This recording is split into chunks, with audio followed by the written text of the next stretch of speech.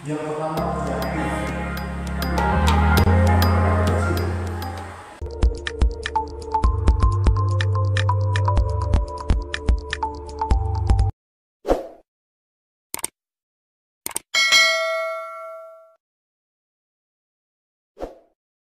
Program Suroh Aduka, program Suroh Aduka.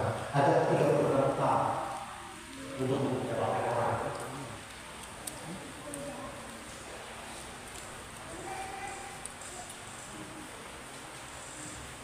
Jadi kita lakukan saja yang ini dipahami ya. Lalu kita hanya membahasakan apa yang kita kerjakan. Yang pertama, fa'ammal yatima fala. Yang kedua, wa ammas sa'ila fala. Yang ketiga, wa amal bi mati rabbika hadis.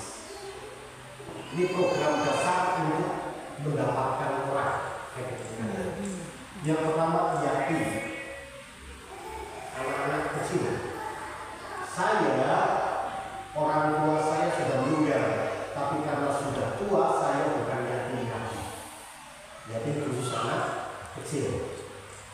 Misalnya ada bapak plus ibu, lalu punya anak 1, 2, 3. Yatim itu bisa dilihat dari 2 sisi. Yatim secara eksistensi dan yatim secara fungsi. Eksistensi keberadaan, artinya kalau masih ada bapaknya, ada ibunya, anak ini menjadi tidak yatim. Ketika bapak ibunya tidak ada, anak ini menjadi yatim. Itu yatim secara eksistensi. Sekarang fungsi, apa sih fungsi orang tua? Kan gitu. Fungsi orang tua ada 2. Ada fungsi hewani, ada fungsi secara syar'i. Hewan atau hewan? Bagaimana perilaku hewan, induk hewan terhadap anak-anaknya? Misalnya meskipun ayam betina itu suaminya tidak bertanggung jawab, tapi ayam betina itu tidak ada yang aborsi. Ya? Iya. Itu fungsi hewani. Bahkan dia mengurangi telurnya, lalu melindunginya ketika kita tangkap seekor anaknya, ibunya melawan, sampai pada tingkat anak-anak ayam mandiri. Setelah mandiri dia dilepas, kan gitu. Nah, ketika kita punya anak, baru bapak ibu mendidik, membesarkan anaknya, setelah mandiri dilepas, maka kita sudah sama dengan ayam. Artinya apa? Melaksanakan fungsi alamiah, hewaniah, kita kemandirian. Tapi belum fungsi syar'i, karena ayam juga bisa mengantar anaknya mandiri. Kambing juga begitu, kucing juga begitu. Kalau kita hanya mengantar anak sampai mandiri, sama dengan kucing, kambing, anjing, ayam itu belum ada bedanya. Ulah dikakal, belum abdul, bahkan lebih ada yang bijak tadi, gitu ya. Yang bersihkan bijak-bijaknya. Nah, apa fungsi syar'i? Fungsi syar'i adalah ku anfusakum wa ahlikum naro. Fungsi syar'i adalah bapak ibu ini ya membawa mengantar anaknya agar paham agama sehingga mereka terbebas dari neraka.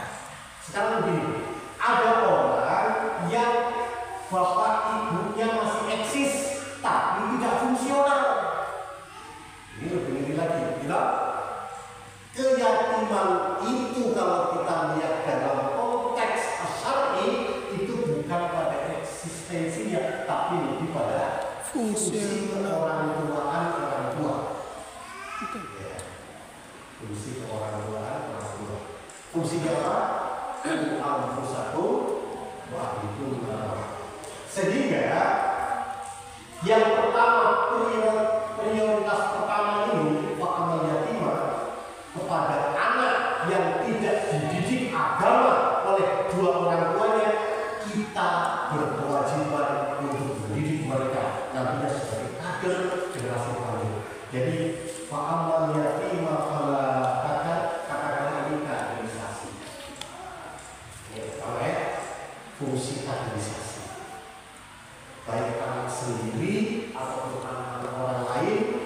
kita rekrut, kita didik dengan baik, sehingga ketika kita sudah tua dan mundur ada generasi lanjut.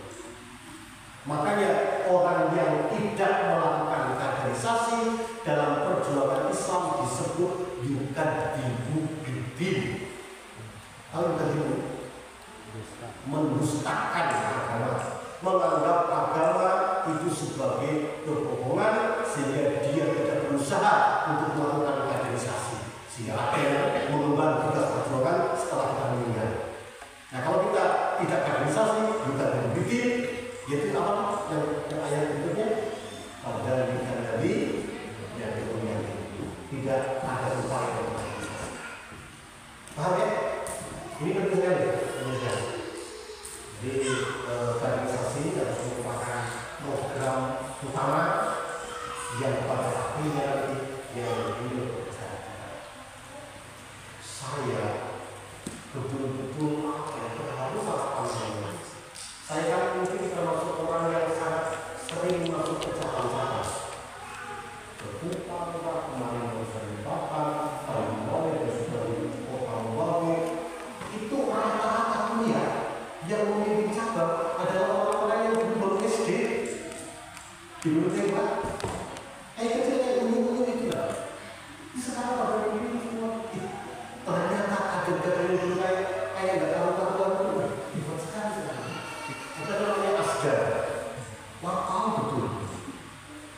Yang pakai waktu sulit untuk lulus sekolah. Tapi ternyata sekarang di Jakarta, kok area yang begitu sudah jadi villa-villa warna, ya sama dia TV. Nggak kebayang ya, anak kecil ternyata bisa seperti itu. Ya. Ini yang selalu dilupakan dalam waktu satu masa ini. Anak kecil ke depan akan menjadi besar-besar setelah kita meninggal. Ya. Jadi yang pertama ya, ada kaderisasi. Boleh. Yang kedua sa'i, sa'ala, yas'al.